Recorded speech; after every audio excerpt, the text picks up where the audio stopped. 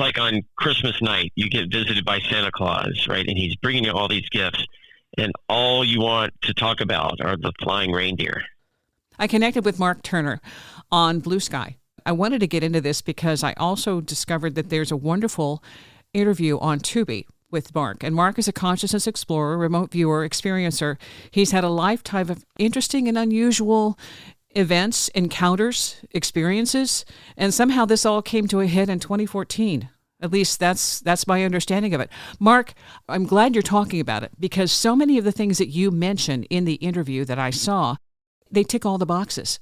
Do me a favor, a brief introduction, and thank you. Yes, I have. I just consider myself to be just an ordinary guy. I work in the software industry. I've always been interested in science and space and had a curiosity about UFOs and things like that. But as you said, it wasn't until one night, March 2014, when I saw an alien face to face, that it really just brought things home for me. And that's when I started talking about a lot of the stuff that's been going on, because it is something that I feel compelled to do. I like to be honest about things and try to tell the truth about things. And I'm the kind of person who is always going to call something out when I see it, whether or not it makes other people comfortable. I'm the one who's going to mention the elephant in the room. You know what I mean? Oh, yeah. The question I have, though, is when you have some kind of a transformative event, something that changes you like that, sometimes it takes a while to be able to actually talk about it. And I like the way when you're saying, well, I told my wife and my kids the day that happened, and they're all like, yeah, right. Okay, fine, Dad. Bye. Yeah, that's how it goes. Okay. So how has it changed you and your ability, to just be totally upfront and out there with what you've experienced?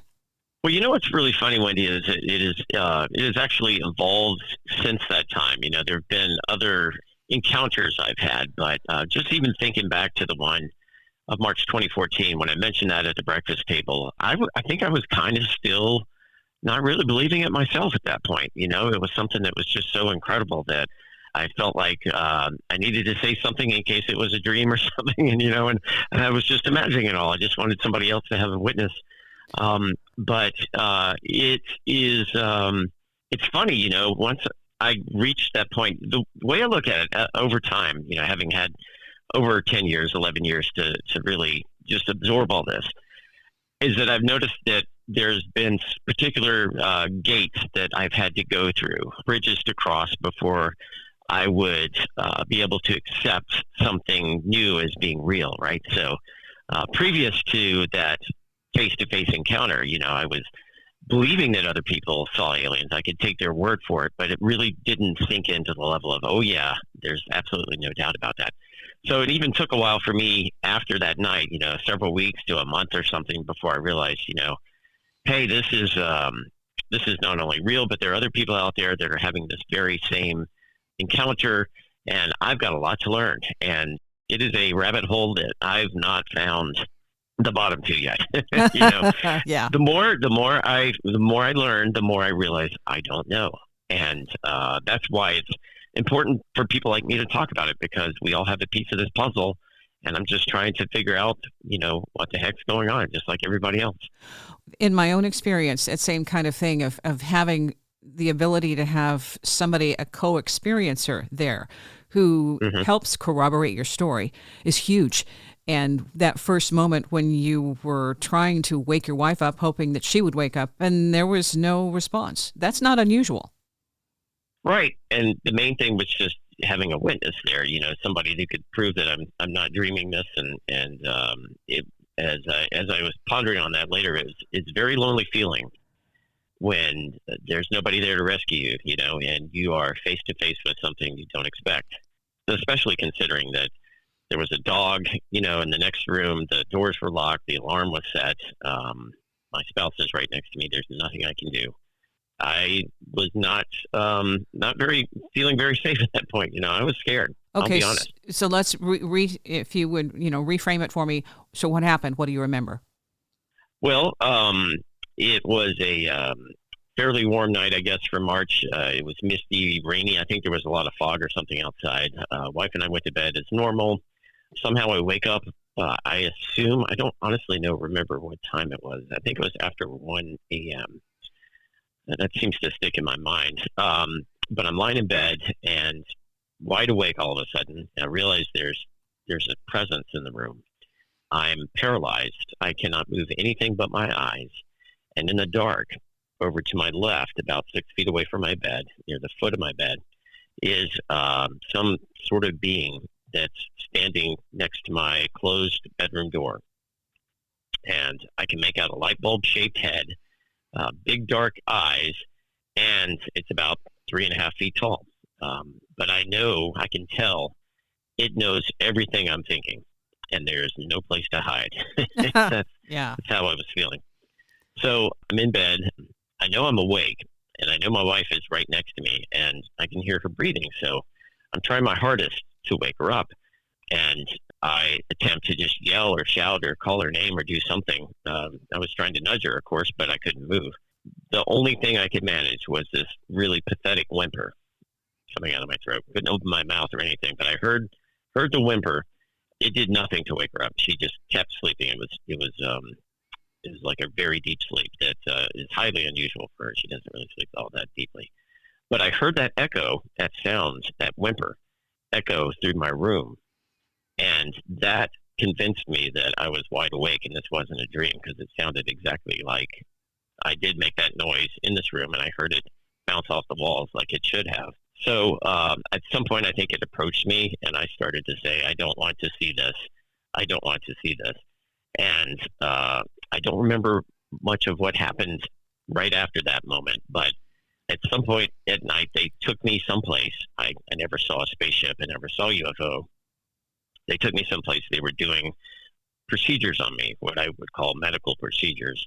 And I remember lying on a table or like a dentist chair and seeing faces above me. They were doing something to my lower spine while I'm lying there.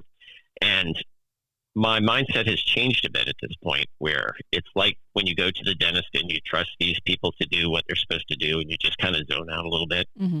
I was kind of letting them do what they needed to do, sort of in sort of a sing-song kind of mood, I guess, where, almost like you get laughing gas at the dentist, right? You're really not feeling any pain. All of a sudden, I did feel pain. They were doing something to my lower spine that sent searing pain through my body.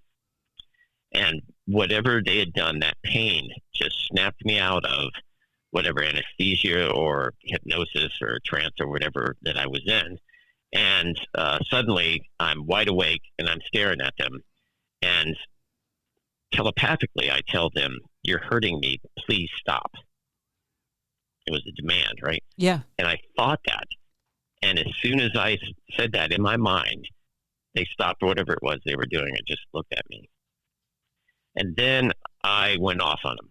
I started to yell at them. I said, "You're supposed to be like these masters of the universe. How could you not know that hurt? My dog has more empathy than you." I was mad, and so I went off. And like I said, to their credit, they stopped hurting me at that point. So there were other scenes where they had, various tools and stuff they'd used on me. I don't really know what the order of that was. It was all kind of a jumbled set of images, but at some point they brought me back to my bedroom, and I remember this being backing up through the wall in front of me as it went. So it was staring at me as it walked through the wall behind me or right in front of me. And then for some crazy reason, I went back to sleep and slept soundly until the morning. And when I woke up, that was one of the most odd things about my whole experience, is that I must have either had this crazy, scary nightmare or I got abducted by aliens.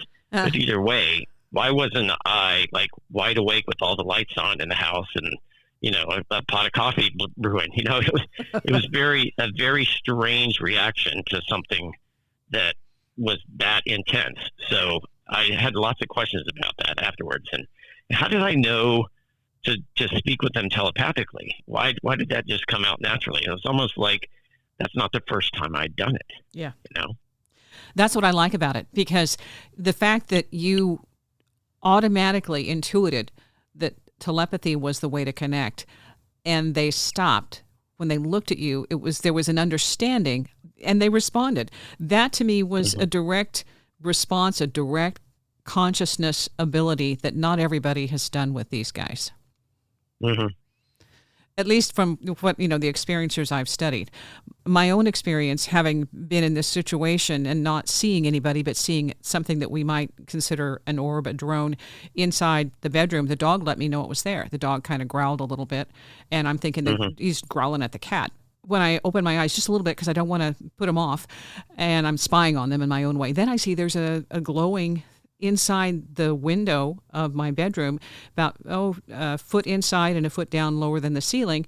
There's this round disc of some kind, and I'm saying disc now, it's like a dinner plate size thing with about 13 or 14 lights, and I called it the Christmas tree because they're light bulbs that are clear, like you would see in about the 2.5-inch round light bulbs, and most of them are red, and then it also has some green ones. And I'm thinking, oh my gosh, what is this? And I'm thinking, I need to remember this because I will forget it if I don't start counting the bulbs. As I focus, the intensity of my focus, that thing picked up on it and immediately went through the window, and I can see the lights through the mini blinds. Oh, you're still there. There's no way I can take a picture. Fine. I went back to sleep because that was it. It was like, okay, I know you're there. I can't do anything about it. You don't want your picture taken. Gotcha. See ya. Night. That's one of the experiences. But that's the thing of, you're halfway asleep awake when you realize something's happening. Thank goodness the dog let me know. My husband slept through it. There was nothing, and I didn't feel threatened. I was just the word would be gobsmacked. Wow, what is this? It's in the room, and the fact that it was red and green, I think, made me feel okay, because that was a familiar, like I say, Christmas tree, so I didn't feel threatened. The deal is trying to reconcile that with, okay, that isn't ours. It went directly through the window with no noise, no sound, and it didn't have a sound the entire time. There was no smell, no sound. I didn't feel a shift in the atmosphere. It was the only thing that got my attention was the dog growling. So that when you are describing certain things about that, the state when you feel like you've had Novocaine, you've had that little shot to make you kind of disoriented, that's a classic sense that people who've had these encounters have of you. They kind of hypnotize you and make you feel a bit off, but you're still aware of what's happening in most cases. Does that make sense? When your wife, I believe that. Well, I was going to say, when your wife didn't respond, and you said you felt alone, how did you deal with that? Like I said, it was scary. The next morning, I wrote everything down as best I could remember it, made a little sketch of what I'd seen in the bedroom. But I tell everybody I was much braver the morning when I was actually writing all that down than I was at the moment. And I've heard people like Whitley Strieber talk about how there just seems to be some sort of primal human reaction that you have to the looks of these other beings. And in my case, I think it was what they call a small gray. That there's some kind of visceral reaction that humans have to meeting one of these beings. He would say that he's been visited several times, and it doesn't ever get easy for him. I kind of understand what he's talking about. It is something that's it can be, well, first off, it can be shocking finding anybody in your house, much less someone from another world, allegedly. So there was a lot going on, and fortunately, that's not always been the case where I've been surprised by them showing up. They've actually been fairly good since then in letting me know that they're around or they're going to come visit. Okay, what are the cues? What do you get? Well, often I will see a light in the sky, which is clearly not an airplane, and it won't be threatening or anything. It'll just be there, like often in a particular spot where I'm bound to look, where I can't miss it. There's also sometimes like I feel that presence again.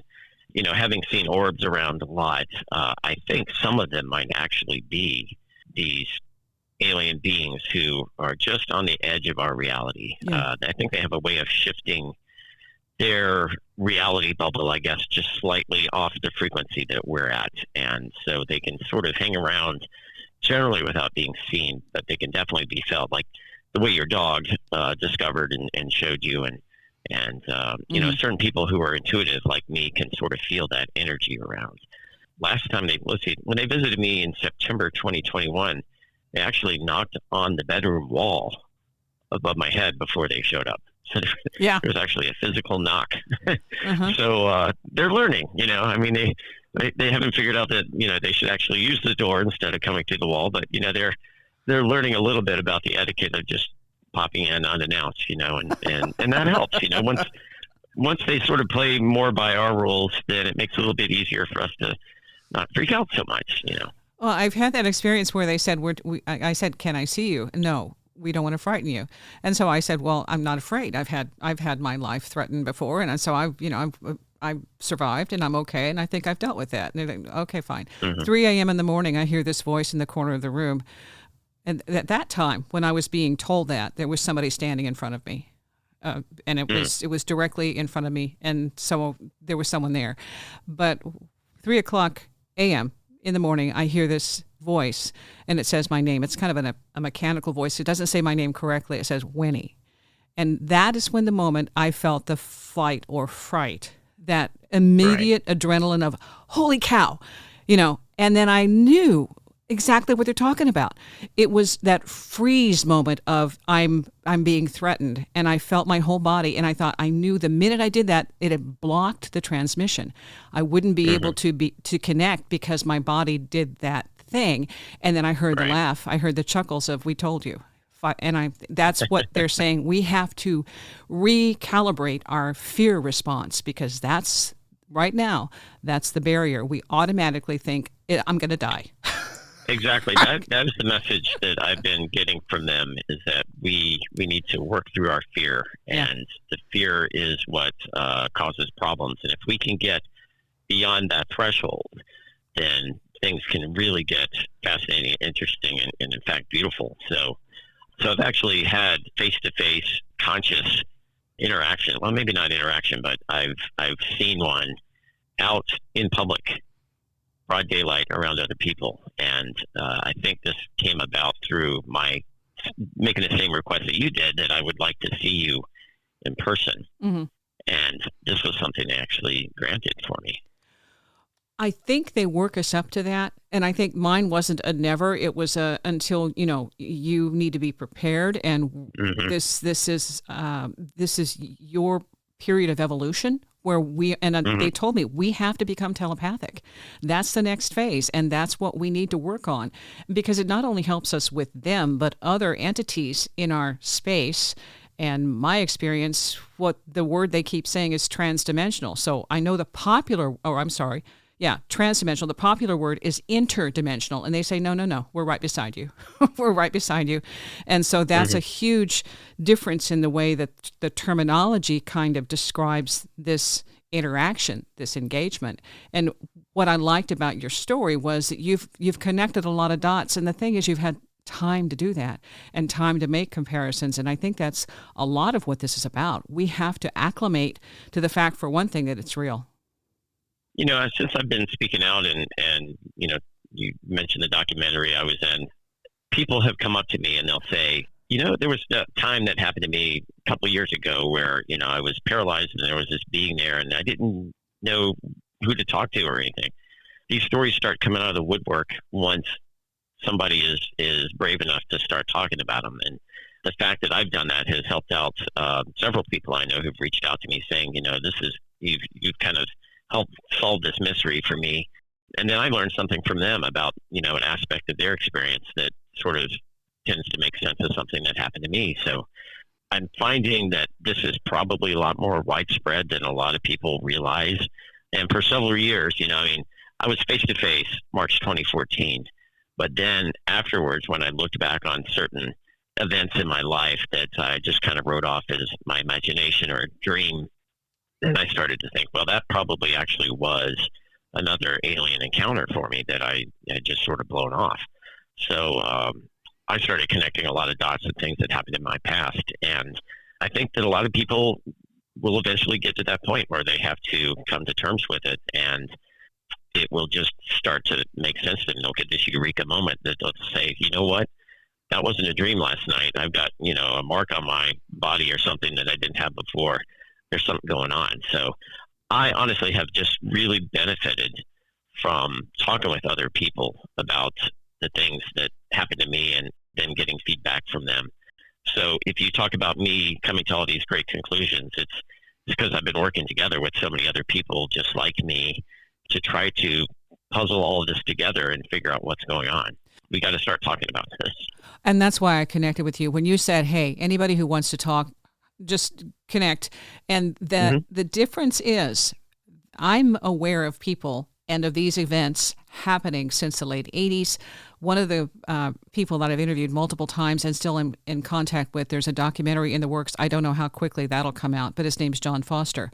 He's 87. And he tried to go public after he had his memories all start in a download, flooding back of a program that he was involved with other experiencers. He was also able to identify the other experiencers.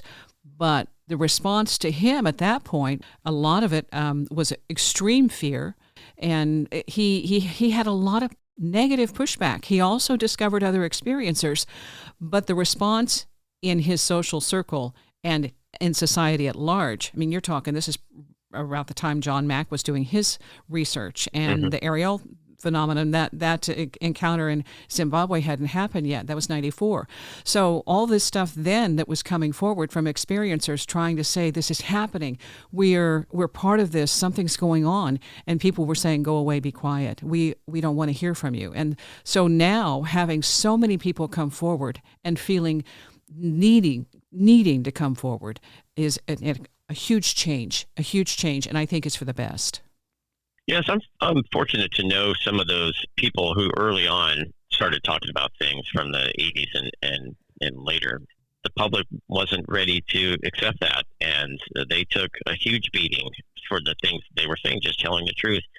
So I have a lot of sympathy for your friend who went through that kind of craziness, and he probably doubted his sanity there for a while. If the whole world tells you that you're making something up, it's really hard to ignore that. So I stand on the shoulders of giants, really, in that regard, and have just the utmost respect for the people who came before me and were willing to talk, because that made it easier for me to come forward. And I'm sure that there'll be others who look at me the same way as they come to their own realization someday that this has gone on for them. So. Well, and the other thing about this, with people doing documentaries and short interviews in video form, it's spreading to a larger audience and a wider circle.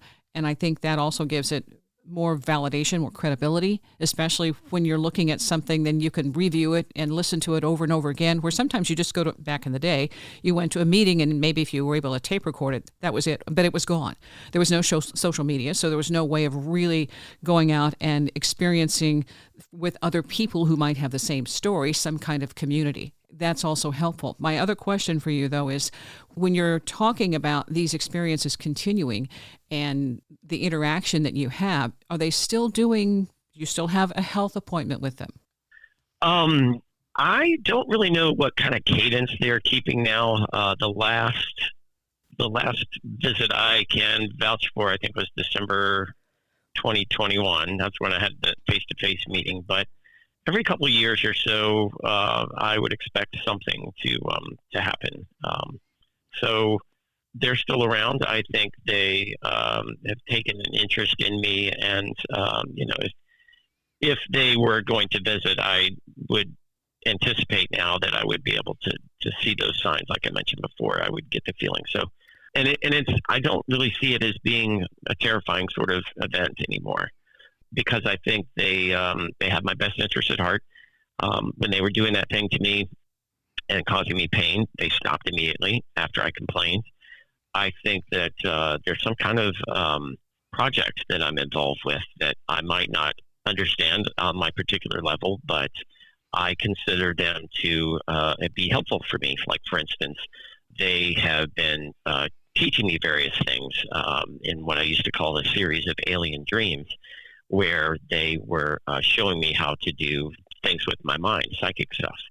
And I'm not the first experiencer I've talked to who has gone through the same thing, almost like it's called almost like an alien school or something, where you go someplace in your dream and you're in a classroom and these beings are there testing you to see how you do on various things. So they've taken an interest, especially in me developing my psychic ability. This is the way I know when something is important and when they kind of break the barrier of, okay, here, get up to speed. This morning, 4 a.m., I felt a knock on my head. All right, the back of my head, this is a headboard. There's a wall. There's nothing behind the bed. It's not open. I felt a knock on my head. I immediately have a reflex response and jerk awake, like, oh, and I'm like, okay, fine, thanks.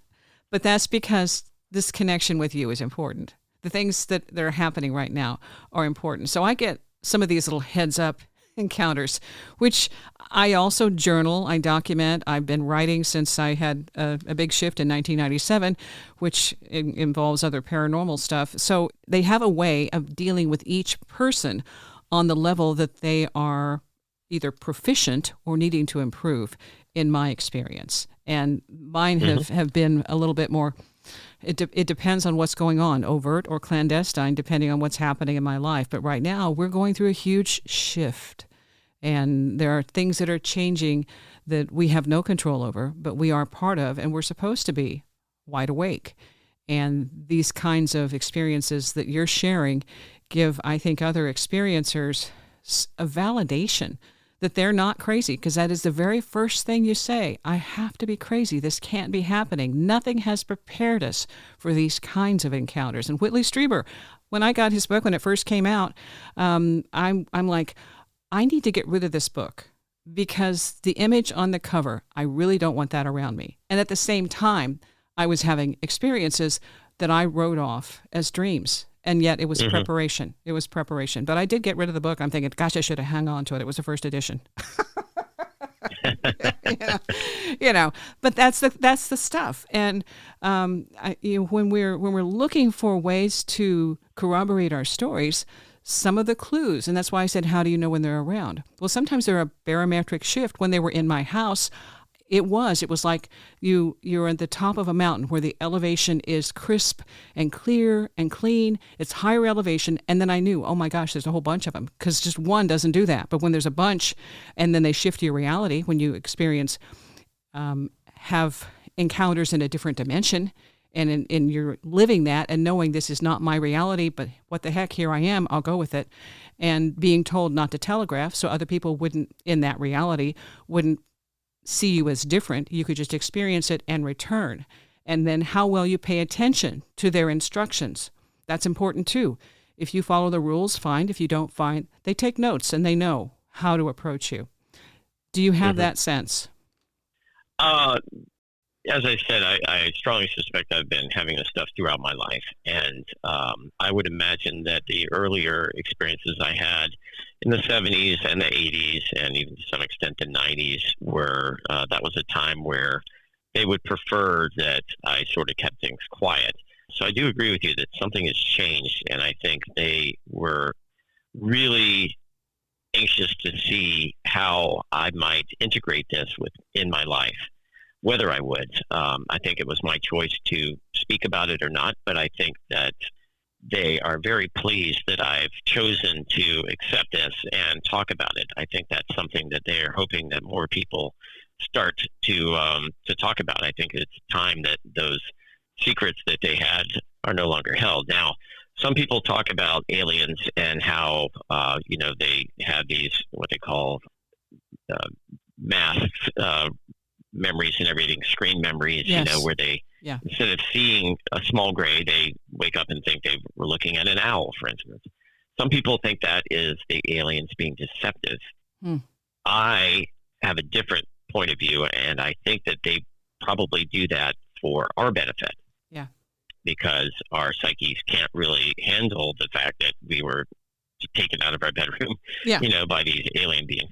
So they look for something that will comfort us. And since they've got access to our mind, if we start looking at an alien and saying, oh, that's got to be an owl, I think they will subtly encourage that, telepathically. Yes, Yeah. yes, it's an owl. Just calm down.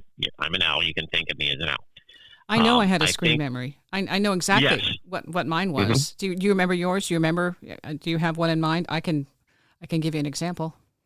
It's funny because my point of view now has changed, and looking back on some of those instances where I thought I went on late night field trips, I can totally picture now the aliens that were there, and I don't really need the screen memories anymore, I guess. Yeah. And the fact that I was granted a face-to-face viewing, broad daylight in public around people, seems to me show me that I've sort of graduated, I guess, in my relationship with them. I think there's a lot more trust between me and them. So I don't recall. The only thing I can say about screen memories is maybe there was one instance in December 2021 where I woke up the next morning knowing that overnight I'd seen a bunch of kids trying to come into the cabin where I was staying. And I knew, of course, in the morning light that those weren't actually kids. But is that a screen memory that they planted, or is it just my dreamy head, trying to make sense of something that I was presented with? So can't really blame that on anybody but me and my imagination at the time. You know what I mean? Well, and so I think of some of it, it's like we're used to seeing at that when they're 3.5 feet tall. We would see them as children and automatically assume. And so then you don't need a screen memory. Your mind's already filed it in category children. Okay. Without looking at it, it just put it away because it didn't do the math. For me, I was walking from one room to another, and I looked in the living room and saw my cat, who would have been seated on the top of a chair looking at me. And she had a collar on that was, I thought, such a great pose. I wanted to get my camera to go take a picture of her. The collar was a pink collar with a little green, or my green collar with a little pink heart. And it was just, she was so photogenic. She was a calico cat. And so I was walking and thinking, I'll get my camera. And I remember at that moment and turn on a dime to go back to the room. She's not where I thought I saw her. She's in the chair facing the other direction. The thing that turned it and let me know I wasn't supposed to see it, or I might have had a different response if I saw it, was that she never wore a collar, ever. She got out. She was a Houdini. Out of every collar I tried to strap on her, I'd find it. Like that. Yeah. I'm like, by the water heater somewhere. I'm like, oh. So that was it, though, if that collar hadn't been present.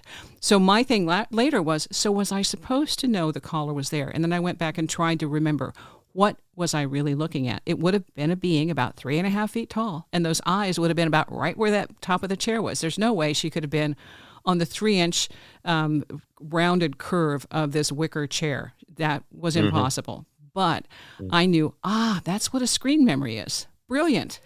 Brilliant. And that, to me, that was just a way of saying non-interference, a presence who's there and not at that moment wanting to make contact, just kind of keeping an eye on me. And since I looked and it wasn't prepared for that, I automatically got this wonderful picture that I couldn't take with my camera, but a memory. And so I thought that's, that. Because I've there are other images like that, but I thought, well, here's a way of giving somebody a description of what might be a screen memory, and how you can tell the difference would be something that was out of place, that didn't make sense, and your mind has to be pretty quick on that. But the collar didn't belong, and that was how I could identify it. That's why I asked, what do you remember if you got that image? I agree with you. My thing is that this isn't deception; it's a matter of our own personal awareness, our own ability. How are we put together? Are we afraid of everything? And is that an automatic fear response, or are we curious? I think if you're curious, you've got a better chance with this. Well, one of my fun hobbies, sort of related to esoteric stuff, is lucid dreaming. I've done this at least since the mid-'90s, and if you're not familiar with lucid dreaming, that's where you bring your waking consciousness into your dream, and you realize that you're dreaming, and then you can control your dream, and it becomes a giant playground. Basically, it's one of the top things I've ever learned how to do. Part of learning how to lucid dream is getting into the habit of realizing when you're dreaming.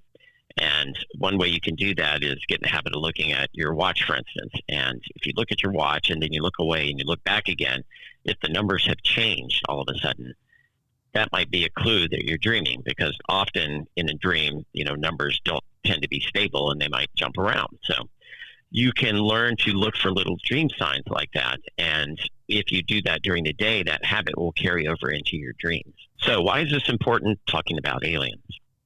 Let's say you get presented with a screen memory. You're out being taken somewhere, and there's an alien there with you. If you get into the habit of questioning what you're looking at, why am I standing in front of this owl? Wait a second, that's not an owl. You can break through whatever screen memories you have, break through that whatever hypnosis they put you under, and you can see things as they are. So that, I think, is a great skill. And there's one instance, I don't think I even talked about this in the other show I've done, but I remember clearly there was one dream about 2006, 2007, where I was in the dream. I was in a hotel room, I think, and I was talking to these two bald men standing in front of me. And I look at them, and something seems a little funny about their eyes. And that ability that I had to look for clues that the reality wasn't as it was made me jump up, and suddenly I became lucid in the dream. And I pointed at them. I said, you guys don't exist. This is a dream. Mm-hmm. And the funny thing is, I remember the two beings looking at each other like they were kind of dejected, like they didn't expect me to realize that. And instead of what would normally happen in a lucid dream where I could take control, I think they were actually aliens. And I had just suddenly broken out of whatever, dream state I'd been in and realized I was actually face to face with aliens. So they didn't disappear like I thought it would in a normal dream. They just looked at each other and sighing to each other, oh, this guy figured it out. Yeah. It was really, really kind of funny, but it turns out I don't think I was dreaming here. Yeah. Well, and that's the thing. What I remember about having the contact and having the presences in my house was, and this was because there were several things that happened. I was being taught certain things, and it was on a mostly conscious level. I did not see them, but I heard them, and my pets also heard them. So there were things happening, and what I knew was that the barometric pressure shift, that was unusual. And there were sounds that normally wouldn't, a helicopter sound, which, what the heck, above the house. And the voices, the feeling of being watched is also part of that too. You have somebody who's there, and you feel like you've got somebody like an overseer or a personal, I don't know, somebody who won't go away. And there's that sense. And fortunately, my husband also was experiencing these things. So I had a corroborator, all right? And when my reality shifted, then I had somebody else who could corroborate it. And there's a lot to be said for taking notes and journaling, because sometimes you'll remember things later that you didn't write down. All of a sudden it'll pop back in. Oh yeah, that happened. Or symbols that stand out that you didn't really have any connection to before. And then later on these symbols will appear, and then it's like a trigger memory. So these things I've seen, they're like little plants of ways that you can recall, become more conscious in the middle of these experiences. Your own memories, I think, as you said, you've reframed some of this, having had time to look back and compare and have other people share their stories. I think they're huge, because when I shared this with John, the fog and the shift in reality, those fog things are important. Because to me, that's when it thickens. And I don't know if you call it the veil, but the frequency somehow shifts for us to be able to have these encounters. And fog is a huge clue. Fog or mist, or I think it also has, the weather is also a factor. And I think the guy that you had the Tubi interview with, he was trying to say, when did you have it? What was going on? So he could compare notes with what else might have been happening in that same area. That's brilliant. Yeah, it was, I think that they are around, and like I said, just slightly outside of our reality, and you can learn to feel that. It's almost like a static electricity feeling. And I've done that in places that are haunted too, where there's an unseen presence. You can kind of feel that. Yeah. The other clue for me is electricity, like lights and things will just not work the way you expect them to. And it's completely unexplainable from an electrical point of view. So that's happened several times. And when I see that type of activity happen during the day, I will know that they're around. And that's kind of when I expect that I'll get a visit later that night. Does it affect your electronics, like the computers? Well, I work in the software industry Mm-hmm. as my career, and I'm well versed on all the things that can make a computer break. So you got to really go off the deep end if you're going to impress me by having a computer malfunction, right? Early in my career, I worked as an IT manager, and there was one particular person in the office who could break computers in a way that I could not explain. So I don't doubt. Yeah. And it would, so there might've been something going on with him. Yeah. But when the lights don't act the way they should, and they're shorting out for no apparent reason, coming back on, and then they'll be perfectly fine 2 hours later with, nothing done to them. That to me is a big red flag. Hey, this is very interesting. Was it 2 years ago? I went to a research study. I'm a Gulf War veteran. I served in the first Gulf War, 1980, 1991, I guess. So I have been volunteering as a participant in a lot of these research studies for Gulf War illness. So I went down to a lab in D.C. last summer before last, I guess. I guess it was last summer. Sat down. They were going to do an EEG on me, baseline, right? So they put all these electrodes on my head and hooked me up to this computer. And I'm sitting there in this office with the tech, turned off all my electronics, right? They didn't want my phone on. They didn't want anything that, could affect the EEG. This technician, who's done this with hundreds of other participants, had the hardest time getting any signals to come out of my head. So all these little sensors that they pasted on my forehead and in my hair and everything, she had to jiggle this. There would be a signal, the signal would disappear. She couldn't explain it. It took her 15 minutes to get this thing going. And before I knew it, the entire lab staff was standing around me, looking at me, with one of them going, "I've never seen this happen before." So somehow I broke the EEG. And the funny thing is, before I turned my phone off, I had charged it fully overnight in the hotel room, like 3 hours before I got to the lab. By the time I got to the point where I had to shut it off, the battery was drained, completely drained. Mm-hmm. And normally it can go for 2 weeks without me charging it. There was some kind of energy going on there. Yeah, I agree. I think that's classic. And I think it might have been because you had company. You weren't Mm-hmm. alone. The paranormal stuff that goes along with this is also, I think, important for people to make the You can't separate it. Yeah. There are lots of nuts and bolts people, but yeah, you got to put consciousness in there too. It goes back to me mentioning the bridges I said earlier, where there's got to be certain things that I'll have to experience and accept before I can move on to other things. And I forget that sometimes, right? It's been 11 years since I was face to face with a small gray. Well, that first time, Yeah. I'm sure it's happened since then, but I forget now when people seem to be afraid to report seeing a weird light in the sky, a UFO. I remind myself, well, gosh, that's like nothing to me. Yeah. I know that I've been hanging out with aliens, so a light in the sky doesn't faze me one bit. But there are plenty of people out there that are still at that level where they're afraid of ridicule just for talking about a light in the sky. So you got to sort of get to that certain point, and I think there are people out there, to your point, who can accept that there are UFOs, right? The government has essentially said that as much with admitting that all those Tic Tac things are real. I don't know if they are ready to accept that there's a consciousness aspect to it. So even the lead pilot that dealt with the Tic Tac, Commander Fravor, said multiple times that this thing, the Tic Tac, showed up at their cap point and it beat them to it. And he still doesn't know how that happened.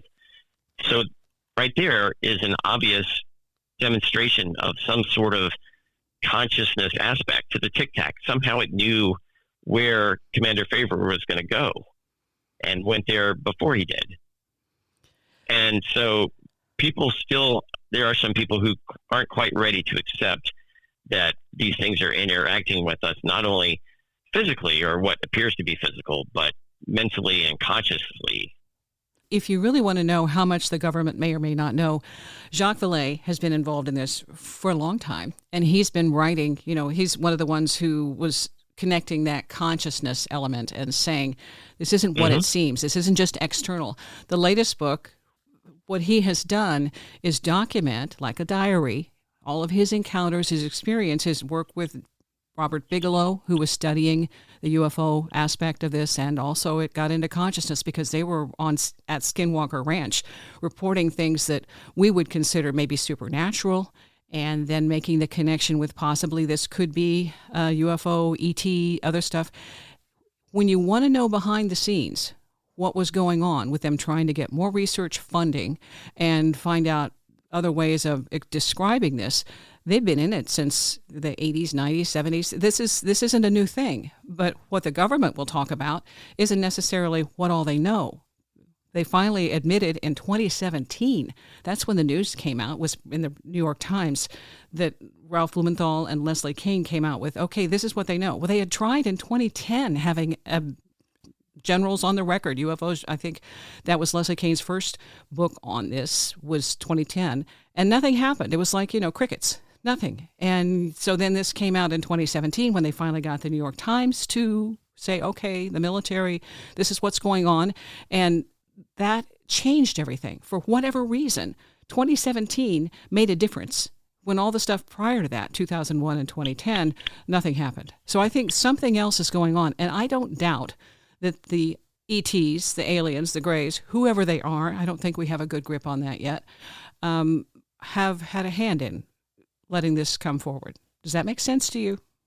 Yes, I think they're encouraging people to talk about those and giving hints. And often, these incidents like the Tic Tac one, I think are a demonstration, meant to get our attention, where we can't deny that, what we're seeing is otherworldly or off-world sort of technology. So, yeah, and we've turned a corner since 2017. So I think people are more willing to talk about it.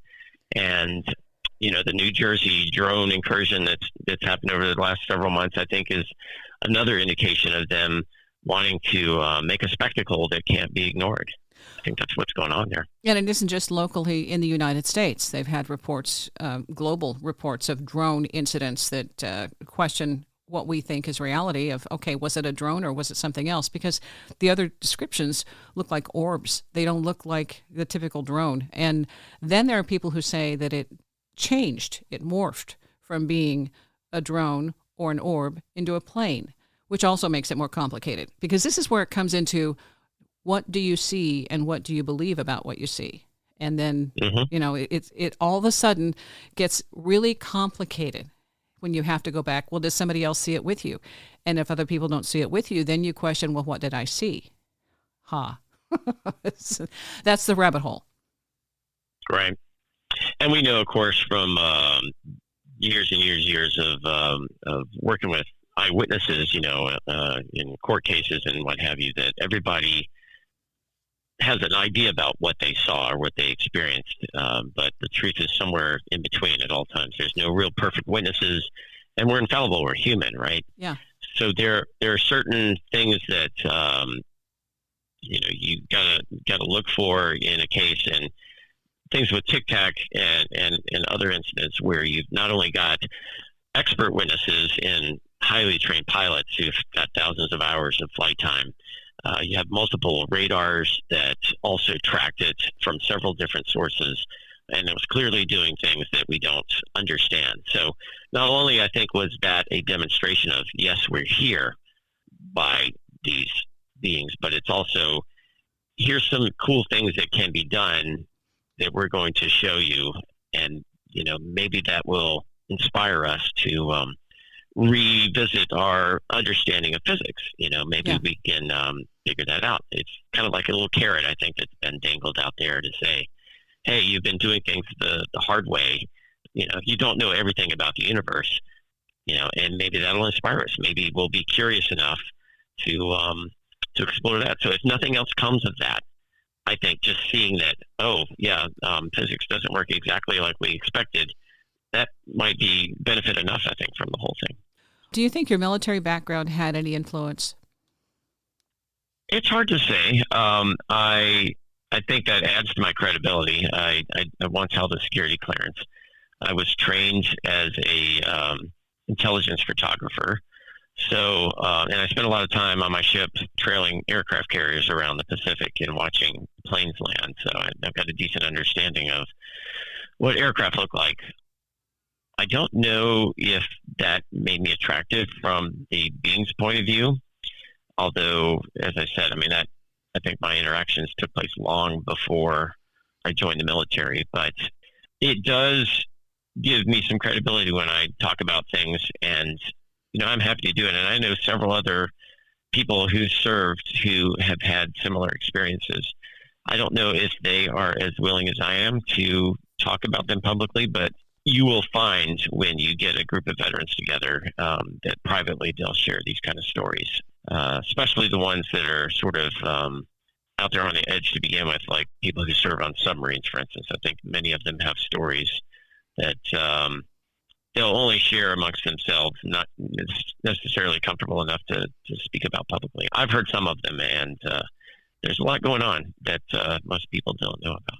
Well, the USOs, yeah, underwater. That part of it is also what makes it so compelling.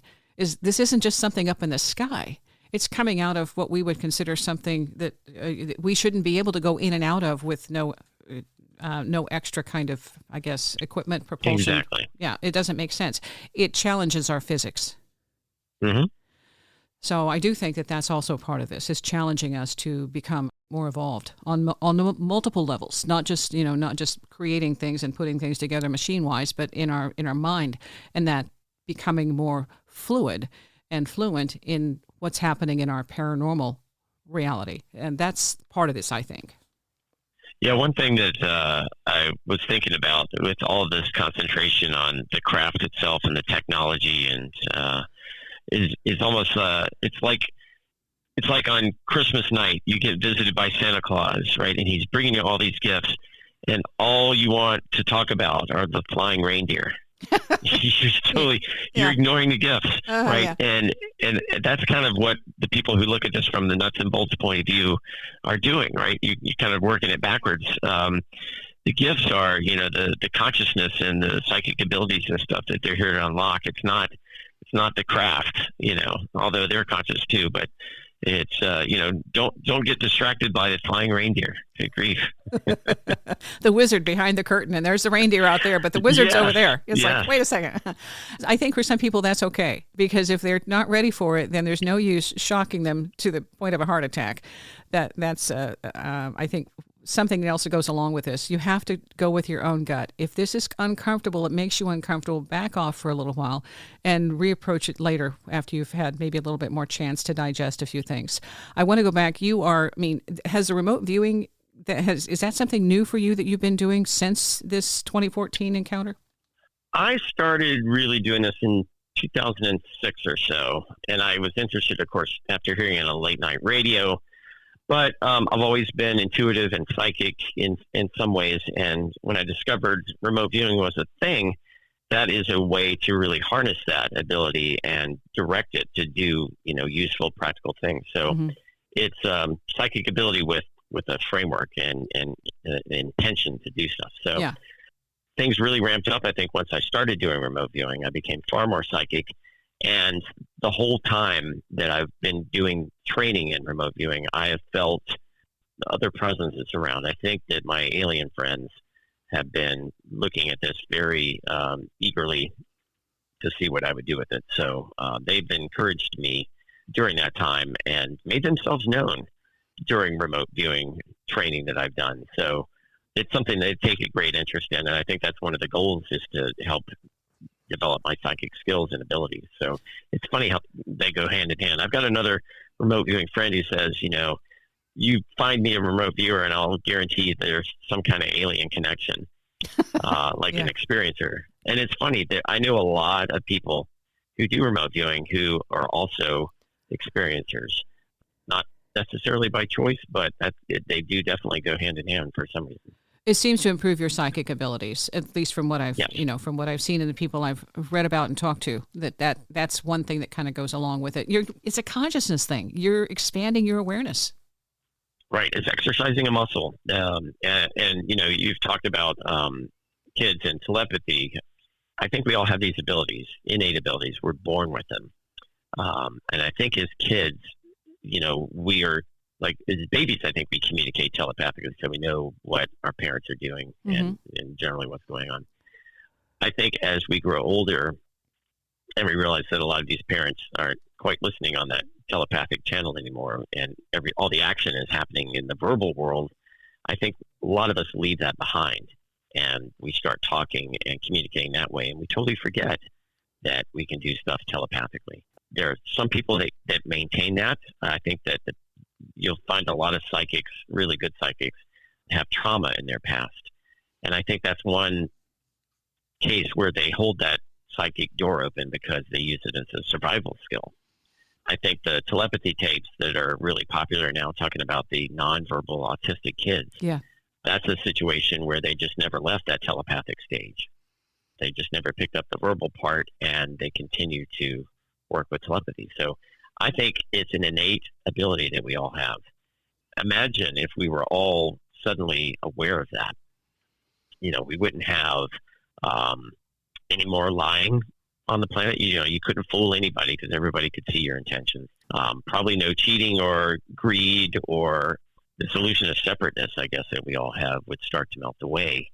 And perhaps there would be more cooperation amongst us, and community would start to grow in areas where we always thought we were supposed to compete against each other.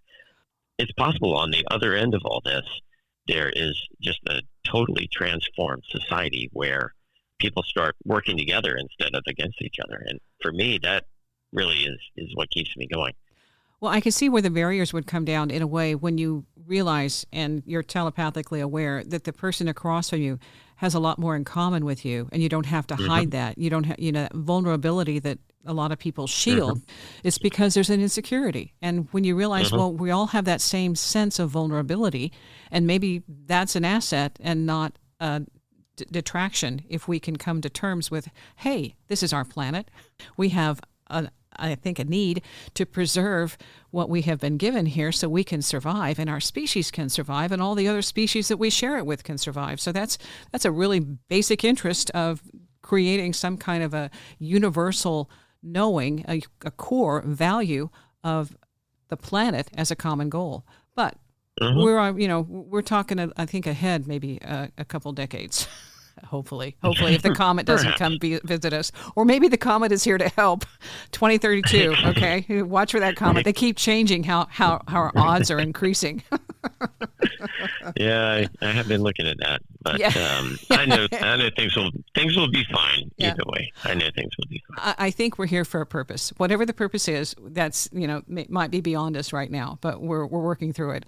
And the big deal is starting to share these experiences and saying, "Hey, this is happening. It's real. Let's deal with it," instead of trying to ignore it or make it go away. Because the ETs, I think, are trying to say, "We're not going anywhere. Hello, South Sea. We're not going anywhere." Yep. So exactly. Is there anything else you want to add? Not that I know of, but I really enjoyed our conversation. You're doing your remote viewing and you're inviting people to join along, and this is on Blue Sky. Is there anything you want to, anything special about that?